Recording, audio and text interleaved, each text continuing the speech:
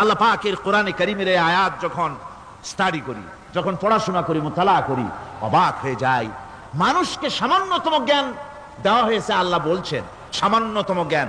ওমা উতীতুম মিনাল ইলমি ইল্লা কালিল যদি বলতেন তবু একটা কথা ছিল যে তোমাদেরকে কিছু জ্ঞান দেওয়া হয়েছে, তো কিছু না, বলা হচ্ছে ওমা উতীতুম মিনাল ইলমি ইল্লা কালিলা, সামান্যতম, খুবই সামান্য জ্ঞান দেওয়া হয়েছে। সেই সামান্য জ্ঞানের ঠেলায় আমরা কোত্থেকে কোথায় চলে গিয়েছি। গরুর গাড়ি থেকে রকেট পর্যন্ত গিয়েছি, টেলিগ্রামের টরেটক্কা থেকে ফ্যাক্স পর্যন্ত পৌঁছে গেছি। কি সোজা জ্ঞান? এখান থেকে এই মাহফিলের ছবি, নিউজ, ভিউজ এন্ড পিকচার একত্রিত করে ছবি করে আপনি ফ্যাক্সের মেশিনে ঢুকিয়ে দিলেন, কোড নাম্বার টিপি দিলেন, লন্ডন, আমেরিকা, জেদ্দা, বিভিন্ন জায়গায় দিয়ে দিলেন। মিনিট লাগবে না, কয়েক সেকেন্ডের ভিতরে এই মাহফিলের পূর্ণ ছবি এবং খবর সেদেশের পত্রিকায় ছাপা হতে পারবে। কি আজীব! অথচ আল্লাহ পাক বলছেন সামান্যতম জ্ঞান। আমি অবাক হই আরো যখন শুনতে পাই পৃথিবীর বিভিন্ন দেশের স্যাটেলাইট গুলি যা ছেড়ে দেওয়া হয়েছে মহাশূন্যে, এই স্যাটেলাইট গুলি ড্রাইভার ছাড়া, কোন রকমের পরিচালক ছাড়া, চালক ছাড়া স্যাটেলাইট গুলি বছরের পর বছর ঘুরছে, পৃথিবীর মাটি থেকে 350-400 মাইল উপরে ঘুরছে, তো ঘুরছেই। দুনিয়া থেকে ছবি, নিউজ ক্যাচ করছে, সিএনএন, তারপরে স্টার টিভি ইত্যাদিতে সেগুলিকে তারা ছুড়ে দিচ্ছে। এভাবে করে যে দেশ থেকে যে দেশের স্যাটেলাইট সে দেশের পারপাস সার্ভ করতেছে। ওই স্যাটেলাইট 350-400 মাইল উপরে মহাশূন্যের ভেতরে তার মেশিনারি কোনো গোলযোগ হলে, যান্ত্রিক গোলযোগ যদি সৃষ্টি হয়, তাহলে ফ্রান্সের মাটিতে বসে, আমেরিকার মাটিতে বসে, ব্রিটেনের মাটিতে বসে বিজ্ঞানীরা কম্পিউটারের মাধ্যমে মনিটরিং করে 400 মাইল উপরের মেশিনকে ভালো করে দিচ্ছে। এরপর আল্লাহ রাব্বুল আলামিন বলছেন ওমা উতীতুম মিনাল ইলমি ইল্লা কালিলা, সামান্যতম জ্ঞান দেওয়া হয়েছে। এই যদি হয় সামান্যতম জ্ঞান, তাহলে আল্লাহ সুবহানাহু ওয়া তাআলার জ্ঞান কত কত বেশি। আল্লাহু আকবার! কত বড় জ্ঞানের মালিক সুবহানাল্লাহি বিহামদিহি। সেই মহান আল্লাহ পাকের পক্ষ থেকে এসেছে কোরআন। কার পক্ষ থেকে? قد جاءكم من الله نور وكتاب مبين। আল্লাহ রাব্বুল আলামিন বলেন আমি আল্লাহর পক্ষ থেকে তোমাদের জন্য এসেছে আলো, তোমাদের জন্য এসেছে নূর, আর তোমাদেরকে আমি দিয়েছি একখানা কিতাব, স্পষ্ট কিতাব দিয়েছি, নূর দিলাম, আলো দিলাম। সে আলো হলেন জনাবে মুহাম্মদুর রাসূলুল্লাহ সাল্লাল্লাহু আলাইহি ওয়াসাল্লাম।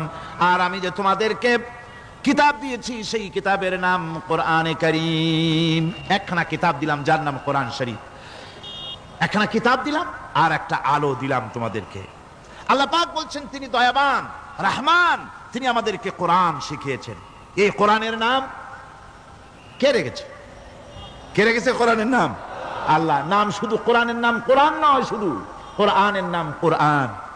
কোরআনের নাম ফুরকান, কোরআনের নাম হুদা, কোরআনের নাম শিফা, তানজিল, কোরআনের নাম কিতাব, কোরআনের নাম জিক্র। অনেকগুলি নাম আল্লাহ নিজেই কোরআনের নাম রেখেছেন। কোরআন এর অর্থ হলো সর্বাধিক পঠিত, সর্বাধিক পঠিতব্য, বহুল পঠিত। কোরআন শরীফ নাজিল হওয়ার আগে এই নাম আল্লাহ পাক দিলেন। আর আজ দেখা গেল পৃথিবীর বুকে কোরআনের চাইতে বেশি পড়া হয়েছে এমন একটা বইয়ের নাম কোন? বলেন, এমন একখানা কিতাবের নাম বলেন যে কিতাবখানা কোরআনের চাইতে সবচাইতে বেশি পড়া হয়েছে, এমন একটা কিতাবের নাম বলতে পারবেন? পারবেন না। কোরআন সর্বাধিক পঠিত কিতাব।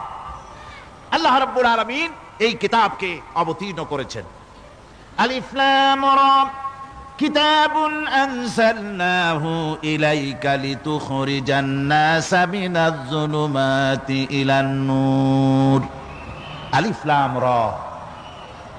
গোটা পৃথিবীর মানুষের মুখে আল্লাহ রাব্বুল আলামিন তালা লাগিয়ে দিয়েছেন, চ্যালেঞ্জ করেছেন, দুনিয়ার সব বোঝো। কত ভাষাবিদ পৃথিবীতে আছে, আরবি ভাষায় যারা পিএইচডি করেছে, ডিগ্রি করেছে, বড় বড় নাম যারা ভাষাবিদ, তারা বলো, তারা যদি সম্ভব হয় তাহলে তারা বলুক আলিফ লাম রা এর অর্থ কি। আলিফ লাম মিম হা মিম আইন সিন কফ ইয়াসিন তাহা। পারবে কেউ অর্থ করতে? ওয়াল্লাহু আ'লামু বিমুরাদি। এর অর্থ কেবলমাত্র আল্লাহ এবং তার বান্দা, যার প্রতি এই কিতাব অবতীর্ণ করা হয়েছে, তিনিই বুঝতে পারেন। আল্লাহ পাক বলছেন কিতাবুন আনজালনাহু ইলাইকা, আমি আপনার প্রতি একখানা কিতাব অবতীর্ণ করেছি, লিতুখরিজান নাস মিনাজ যুলুমাতি ইলান নূর। একখানা কিতাব দিয়েছি, সুবহানাল্লাহি ওয়া বিহামদি। এমন একখানা কিতাব দিলাম যেই কিতাবের সম্পূর্ণ কিতাবখানা 30 পারা কোরআন শরীফে কিতাব, যার প্রতিটি সূরা কিতাব, যার প্রতিটি আয়াত কিতাব, যার প্রতিটি শব্দ কিতাব, যার প্রতিটি অক্ষর কিতাব। এমন বিশাল কিতাব আল্লাহ রাব্বুল আলামিন আজিম কিতাব দান করলেন। আল্লাহ পাক বলেন, এই জন্য দান করেছি যাতে করে আপনি মানব মণ্ডলীকে অন্ধকারের ভিতর থেকে আলোর দিকে নিয়ে আসতে পারেন। এই জন্যই এই কোরআন আমি আপনার প্রতি নাজিল করেছি। কোরআনে কারীম আল্লাহ পাক অবতীর্ণ করেছেন মানুষের কাছে, অর্থাৎ রাসূল করিম সাল্লাল্লাহু আলাইহি ওয়াসাল্লামের কাছে। এক সময় এইভাবে নাজিল হয়নি, 30 পারা কোরআন একসাথে আসেনি। এসছে কিভাবে? ধারাবাহিকভাবে আস্তে আস্তে একটু একটু করে আল্লাহ পাক অবতীর্ণ করেছেন। এই কোরআন আল্লাহ নাজিল করলেন। তিনি বললেন, আর রহমান আল্লামাল কোরআন। রহমান, তিনি কোরআন শিক্ষা দিয়েছেন, এমন কোরআন যে কোরআনে কোনো ভুল নাই। জোরে কোন সুবহানাল্লাহ। দেখেন, যত রকমের বই মানুষে লেখে, বাংলা, ইংরেজি, উর্দু, ফার্সি, যত রকমের ভাষায় হোক, যত বই লেখা হয়, বইয়ের ভূমিকায় গ্রন্থকার তিনি লেখেন, এই বই লিখতে গিয়ে ভুল ভ্রান্তি হয়ে যেতে পারে। যদি কারো চোখে ধরা পড়ে, জানিয়ে দিলে পরবর্তী সংস্করণে তা পরিশুদ্ধ করতে বাধ্য থাকিব। এরকম কথা বলে না? না, এরকম বলে যে আমি একখান বই লিখছি, এ বইয়ের মতো নির্ভুল বই আর কেউ লিখতে পারে নাই। এমন বাপের বেটার পৃথিবীতে জন্মাইছে কেউ? কেউ জন্মিয়েছে? কেউ জন্ম। এবং বইয়ের সূচনায় কোন গ্রন্থকার নিজের প্রশংসা দিয়া বই শুরু করে না, বই শুরু করে নিজের দুর্বলতা দিয়ে। বই লিখতে গিয়ে ভুল হতে পারে, ছাপার ভুল হতে পারে, আমার ভুল হতে পারে, এটা সবাই লেখে। এই একখানা কিতাব তামাম পৃথিবীর বুকে অদ্বিতীয় কিতাব। এই কিতাবের রচয়িতা, এই গ্রন্থের অথার, এই মহাগ্রন্থের মালিক, তিনি এই গ্রন্থ শুরু করেছেন নিজের প্রশংসা দিয়া। জোরে বলেন সুবহানাল্লাহ। কোরআন কভার খোলা মাত্রই গ্রন্থকারের প্রশংসা শুরু হয়ে গেল। আলহামদুলিল্লাহি রাব্বিল আলামিন। পড়েন সবাই, আলহামদুলিল্লাহি রাব্বিল আলামিন। সমস্ত প্রশংসা, যাবতীয় প্রশংসা ওই আল্লাহ সুবহানাহু ওয়া তাআলার, যিনি तमाम বিশ্বজাহানের যিনি স্রষ্টা, পালনেওয়ালা রব। সুতরাং তার প্রশংসা দিয়ে শুরু হলো। বইয়ের অথার যিনি, কিতাবের অথার যিনি, গ্রন্থের মালিক যিনি, তার নিজের প্রশংসা দিয়ে বই শুরু হয়ে গেল। সামনে এগোলেন, এবার কিতাব সম্পর্কে চিন্তা আসতে পারে, ভুল টুল আছে নাকি। কিতাব খোলা মাত্রই প্রশংসার পরে দেখতে পাবেন, যালিকাল কিতাবু লা রাইবা ফীহি। এই কিতাবের ভিতরে, এই সেই কিতাব যার ভিতরে কোনো ভুল নাই, কোনো সন্দেহের অবকাশ নাই। বিরাট চ্যালেঞ্জ আল্লাহ পাক করেছেন। পৃথিবীতে আল্লাহকে অস্বীকার করেছে এমন বহু পাপিষ্ঠ নরাধম নরপশু মানুষ মানব সমাজে জন্মায়েছে যারা আল্লাহকে অস্বীকার করেছে। আছে না? আছে না? কিন্তু একথা কেউ আজও বলেনি যে কোরআন শরীফ মানুষের তৈরি। একথা বলে কেউ প্রমাণ দিতে পারেনি, একথা বলার সাহস কেউ রাখে না। তার কারণ, কেউ যদি বলে যে কোরআন মানুষের তৈরি, তাহলে তাকে বলা হবে যে তাহলে মানুষের তৈরি যখন, তুমিও তো মানুষ, একখানা তৈরি করো। আজ পর্যন্ত এই চ্যালেঞ্জের মোকাবেলা কেউ করতে পারেনি। আল্লাহ রাব্বুল আলামিন বলেন, আম ইয়াকুলুনা ইফতারাহু কুল ফাতু বিসূরাতিন মিন মিসলি ওয়াদউ মান ইসতাতা'তুম মিন দুনিল্লাহি ইন কুনতুম সাদিকিন। ও নবী, ওরা কি কথা বলে যে কোরআন মানুষের বানানো? যদি তাই হয়, আপনি বলুন যে তোমরা তোমাদের যত রকমের সাহায্যকারী আছে, সমস্ত সাহায্যকারীদের সাথে নাও আর কোরআনের সূরার মতো করে সূরা বানাও। এরপরে আল্লাহ রাব্বুল আলামিন আবার চ্যালেঞ্জ করলেন, কুল লা ইন ইসতামা'তিল ইনসু ওয়াল জিন্নু আইয়াতু বিমিসলি হাযাল কুরআন। আপনি বলুন, तमाम পৃথিবীর মানুষ আর জেনেরা সব একত্রিত হয়ে যাও, সবাই একত্রিত হয়ে কোরআনে কারীমের সূরার মতো করে সূরা বানায় নিয়ে আসো যদি তোমাদের পক্ষে সম্ভব হয়। আল্লাহ পাক বলেন লা ইয়াতুনা বিমিসলিহি ওয়ালাউ কানা বা'দুহুম লিবা'দিন যাহিরা। তোমরা যদি জেনেদের সাহায্যকারী মানুষ হও, মানুষের সাহায্যকারী জেনেরা হও, तमाम পৃথিবীর মানুষ আর জেন একত্রিত হয়ে প্রচেষ্টা চালালেও আল্লাহর কোরআনের সূরার মতো করে একটা সূরা কেউ বানাতে পারবে না। পারবে? পেরেছে কেউ? আজও পর্যন্ত কেউ কোরআনে কারীমের সূরার মতো করে একটা সূরা কেউ এই পৃথিবীতে বানাতে পারেনি, কারো পক্ষে এটা সম্ভব হয়নি।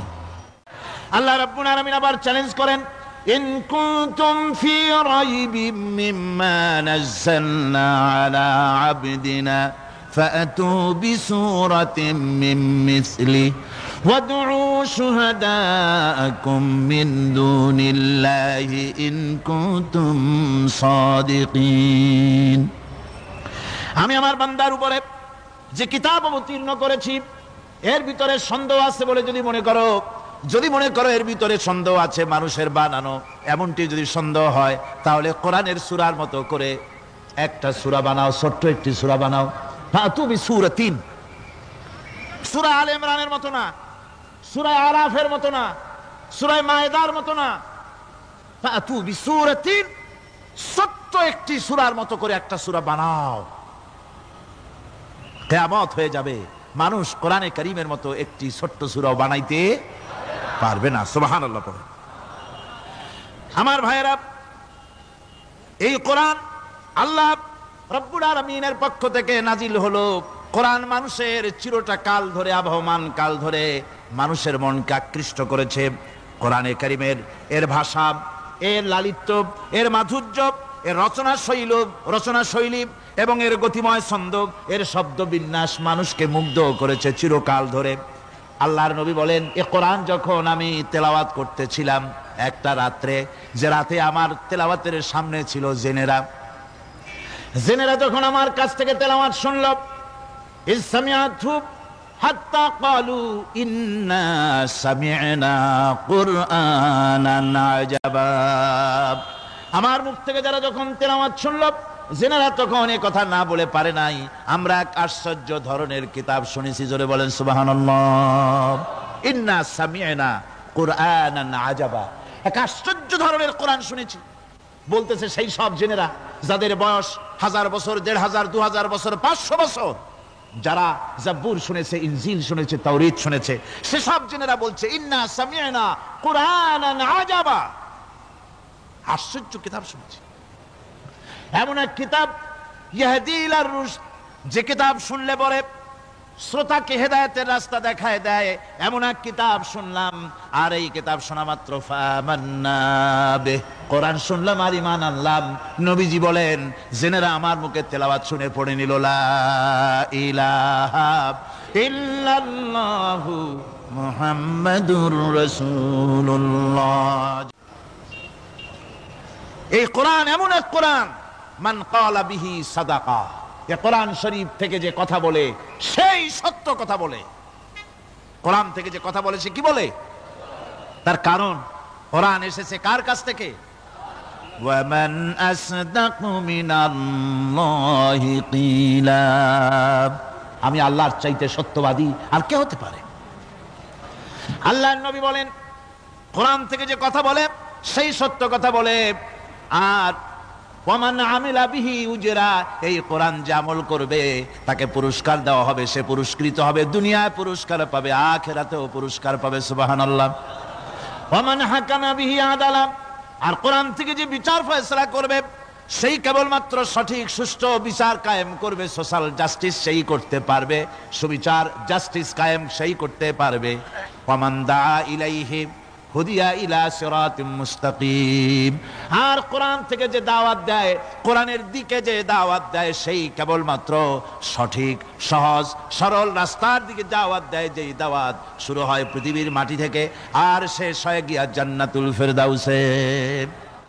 আমার ভাইয়েরা, কোরআন এর পরিচয়ের কথা বলতেছিলাম। আল্লাহ পাক কি কোরআন আমাদের শিখালেন, কোন কোরআন আমাদের শিখিয়েছেন, সেই কোরআনের পরিচিতি আপনাদের সামনে আমি তুলে ধরতেছি। আমি নিজে না, এবার কোরআন তার পরিচয় নিজেই দেবে। কেউ যদি কোরআনের কাছে জিজ্ঞাসা করে, কোরআন তুমি কোথা থেকে নাজিল হয়েছ, কে তোমাকে নাজিল করেছে, এই প্রশ্ন যদি কেউ কোরআনের কাছে করে, কোরআন নিজেই তার জবাব দিতে পারে কিনা? কোরআন নিজেই বলে, তানজিলাম মিম্মান খালাকাল আরদা ওয়াস সামাওয়াতিল উলা। এই কোরআন নাজিল করেছেন তিনি, যিনি ওই উচ্চ আকাশ আর জমিনকে যিনি সৃষ্টি করেছেন, সেই আল্লাহ আমারে নাজিল করেছেন।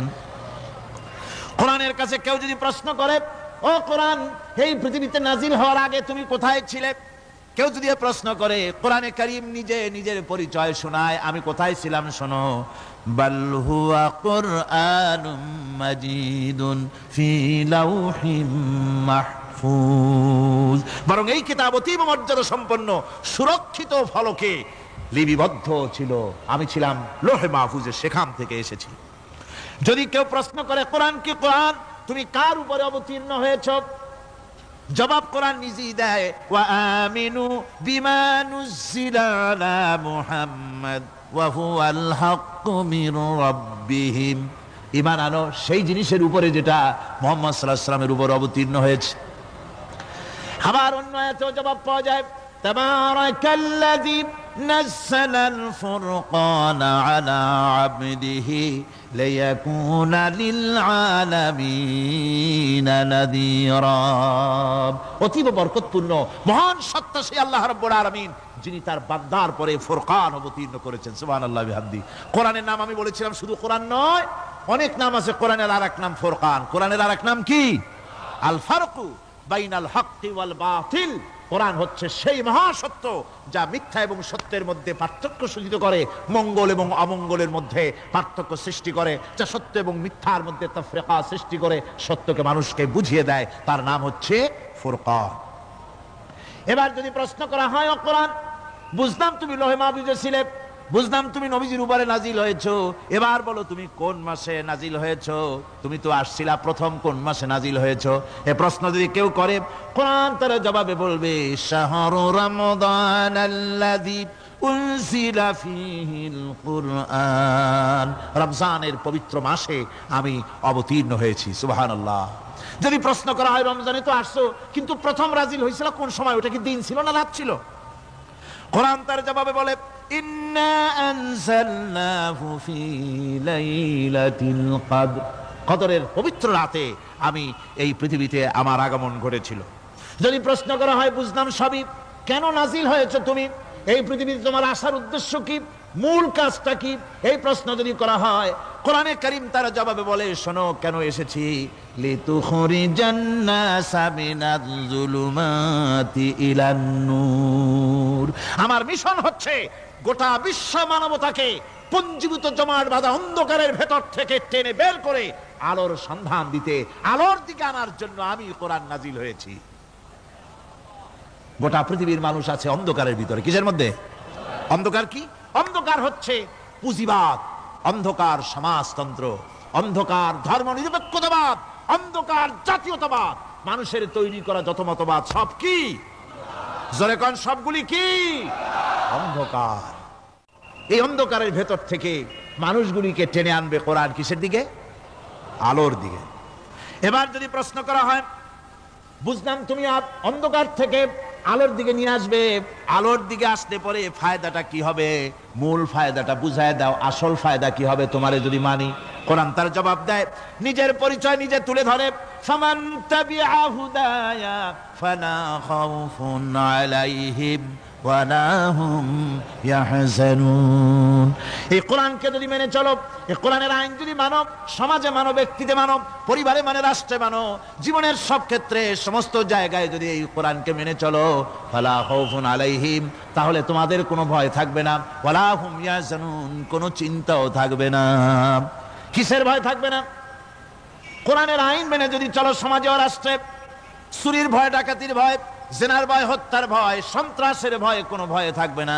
ওয়ালা হুম ইয়াহজানুন, চিন্তাও থাকবে না। খাওয়া পড়া, শিক্ষা, চিকিৎসা, বাসস্থান, এগুলির কোনো চিন্তা থাকবে না। কোরআনের সমাজে সব কিছুর গ্যারান্টি দেওয়া হবে, সবগুলি পেয়ে যাবে। এখন যদি আবার প্রশ্ন করা হয়, কোরআন বুঝলাম তোমারে মানলে পরে সব ফায়দা হবে, তাহলে এবার জবাব দাও, তোমার ভিতরে কি রাজনীতি আছে নাকি? আমি তো মানুষ, আমার রাজনীতি করা লাগে। Man is social animal. আমরা তো জঙ্গলের পশু নই, আমরা তো মানুষ। আমাদের সমাজ আছে, আমাদের পৌর নির্বাচন আছে, আমাদের জাতীয় নির্বাচন আছে, আমাদের কলকারখানা আছে, জমিন আছে, আমাদের রাজনীতি, অর্থনীতি, সমাজনীতি আছে, পারিবারিক নীতি আছে, অনেক নিয়ম মালা আছে, নিয়ম নীতি আছে। তোমারে মানলে তোমার ভিতরে কি ওগুলো আছে নাকি সে কথা বলো। কোরআন তার জবাবে বলে, وَنَزَّلْنَا عَلَيْكَ الْكِتَابَ تِبْيَانًا لِكُلِّ شَيْءٍ وَهُدًى وَرَحْمَةً وَبُشْرَى لِلْمُسْلِمِينَ। কোরআন জবাবে বলে, শুনে রাখো, শুধু অর্থনীতি সমাজনীতি নয়, শুধু রাজনীতি আর শিক্ষানীতি যুদ্ধনীতি নয়, তোমার জীবনে যা কিছু দরকার, ইহকালে যা কিছু দরকার, পরকালে সব কথাগুলি আল্লাহ রব্বুল আলামিন আমি কোরআনের সিনার ভিতরে খুলে খুলে বর্ণনা করে দিয়েছেন। সব কথা এ কোরআনে কারীমের ভিতরে রয়েছে। তোমার এমন কোনো জিনিস নাই যা তুমি কোরআনে কারীমের মধ্যে পাবে না। তোমার সমস্ত প্রয়োজন আমার বুকের মধ্যে আল্লাহ দিয়ে দিয়েছেন। বিজ্ঞান আছে, দর্শন আছে, ইতিহাস আছে, সব আছে এর মধ্যে। তবে কোরআনের মধ্যে বিজ্ঞান আছে বলে আমি এটাকে বিজ্ঞানের কিতাব বলবো না, দর্শন আছে বলে দর্শনের কিতাব আমি বলবো না, রাজনীতি আছে বলে কোরআনকে আমি রাজনীতির কোনো কিতাব বলবো না। কোরআন তাহলে কি? কোরআন হচ্ছে অর্থনীতি, সমাজনীতি, রাজনীতি, পারিবারিক নীতি, মানুষের জীবনের যা কিছু প্রয়োজন, সমস্ত নীতিমালার নীতি গ্রন্থের নাম হতেছে কোরআনে কারীম। সমস্ত নীতিমালার নীতি গ্রন্থ কোরআন। এখানে রয়েছে সব কিছুর উৎস, যেটা গ্রহণ করলে পরে মানুষ আরামে থাকতে পারবে। অমুসলিম নাগরিক বৃন্দ তাদের নাগরিক মর্যাদা পাবে। মুসলমান, কৃষক, নারী, চিকিৎসা, কৃষিবিদ, সাধারণ মানুষ, রং, বর্ণ, ভাষা নির্বিশেষে গোটা মানব সভ্যতা আরামে বাস করতে পারবে। পশু পাখিও আরামে থাকবে, গাছপালাও আরামে থাকবে, যেহেতু নির্দেশ হয়েছে বিনা প্রয়োজনে গাছের পাতাটিও ছিল না। ইসলামের সমাজ যদি চালু হয়, গাছেরাও আরাম পাবে, পাহাড়ও আরাম পাবে। চট্টগ্রামের লোকেরা যেভাবে পাহাড় কাটা আরম্ভ করেছে, এটা বড় দুঃখজনক। জুমলায় মোতারেজা একটা বলে দিলাম, অপ্রাসঙ্গিক হলেও জরুরি কথা। আপনারা পাহাড় কাটতেছেন না, আপনাদের নিজেদের পায়ে নিজেরা কুড়াল মারতেছেন। খবরদার পাহাড় কাটবেন না। আল্লাহর প্রকৃতির ভারসাম্য আপনারা নষ্ট করছেন বলে ওজোন স্তরে ফাটল ধরেছে। তা রিপেয়ার করার জন্য আজকে বিশ্বের সব বিজ্ঞানীরা হতাশ হয়ে গিয়েছে, পাগল হয়ে গেছে। কেমনে এই ওজোন স্তরের ফাটলকে রিপেয়ার করব? ওজোন স্তরটা কি? ওজোন স্তর হচ্ছে, সুবহানাল্লাহ, আল্লাহর যে কত দয়া। সূর্য, সেই সূর্যের রয়েছে আলট্রা ভায়োলেট রে, যাকে বাংলায় বলা হয় অতি বেগুনি রশ্মি।